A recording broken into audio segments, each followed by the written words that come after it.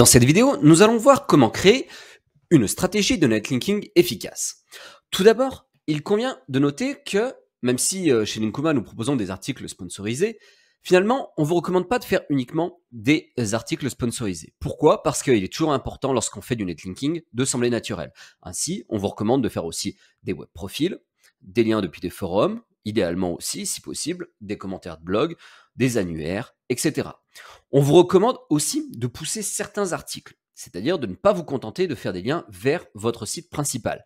Vous pouvez entre autres, par exemple, faire des liens depuis les liens médias que vous avez obtenus. Pourquoi? Parce que ce type de lien, généralement, tombe très vite en arborescence, et donc même si c'est des sites qui ont beaucoup de trust, généralement, peu de jus vous sont passés depuis ces sites. Ainsi, on vous recommande de faire des articles sponsorisés aussi vers ces liens-là. Ça peut être également valable pour des articles sponsorisés dits premium, c'est-à-dire des liens à 3, 4, 500 euros sur des très très gros sites. Généralement, là aussi, c'est des sites où on tombe assez vite en arborescence. Par conséquent, faire des liens vers ces sites, vers ces articles-là, c'est aussi très intéressant.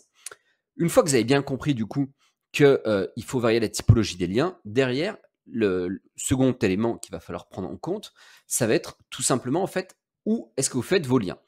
La plupart des SEO font des liens vers la page d'accueil uniquement en espérant que le jus soit dilué. Néanmoins, ce n'est pas très pertinent et on va vous expliquer pourquoi très rapidement. On va faire des chiffres ronds et on va partir du principe que vous avez une valeur de 100. Alors le PageRank n'est pas sur 100, mais c'est pas grave, on va prendre des chiffres ronds. Vous avez 100 de PageRank sur la page d'accueil. Imaginons que vous aviez 10 catégories. Ça veut dire que chaque catégorie aurait 10 de PageRank. Ok? Imaginons maintenant que dans chaque catégorie, vous ayez seulement 20 produits. Ok? Ça veut dire que chaque produit aurait 0,5 de PageRank. D'accord? Si vous voulez mieux vous positionner, qu'est-ce que font les SEO de manière très classique? Ils font 2 fois plus de liens vers la page d'accueil, mais finalement, votre produit, vous passez que de 0,5 à 1. Par conséquent, vous n'aurez pas beaucoup plus de jus. Nous, ce qu'on vous recommande plutôt, c'est justement d'être un peu plus en mode sniper qu'en mode mitrailleuse et de faire des liens plus vers les produits. Ainsi, si on devait faire un pourcentage, alors c'est un petit peu compliqué dans le sens où, en réalité, ça devrait être au cas par cas, mais disons qu'on essaierait de faire plutôt 15% des liens vers la page d'accueil, 35% vers vos catégories et 50% directement sur les fiches produits. Pourquoi? Parce qu'ainsi, le jus est envoyé de manière beaucoup plus précise vers les URL qui nous intéressent, et généralement c'est plus les fiches produits que la page d'accueil, mais aussi parce qu'en fait le jus sera de meilleure qualité, dans le sens où vous allez pouvoir faire un article de base qui traitera exactement de la requête que vous visez ici. Ainsi, vous aurez beaucoup plus de jus que si vous faites un article un peu généraliste sur la page d'accueil et que vous attendez que votre jus soit dilué. Enfin, concernant les encres, il est important de ne pas abuser des encres optimisées.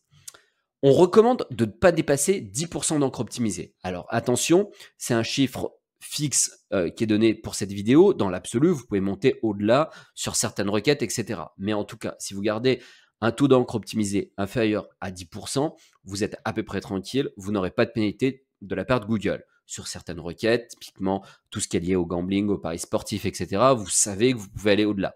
Néanmoins, on va considérer que 10%, ça reste un taux acceptable pour éviter de prendre de risques. Qu'est-ce qu'une encre optimisée? Ça sera par exemple acheter plus le nom d'un produit, ou ça peut être service plus le nom de la ville, par exemple plombier Paris, etc. D'accord? À l'inverse, une encre non optimisée, qu'est-ce que ça sera? Ça sera par exemple nom du site.fr ou https www.nonduSite.fr ou des dérivés, ou alors des encres généralistes, type cliquez ici, etc. Donc, pour rappel, ce type d'encre doit rester majoritaire, même si on sait qu'elle passe moins de jus, il ne faut pas en abuser parce que sinon, c'est une des causes de pénalité.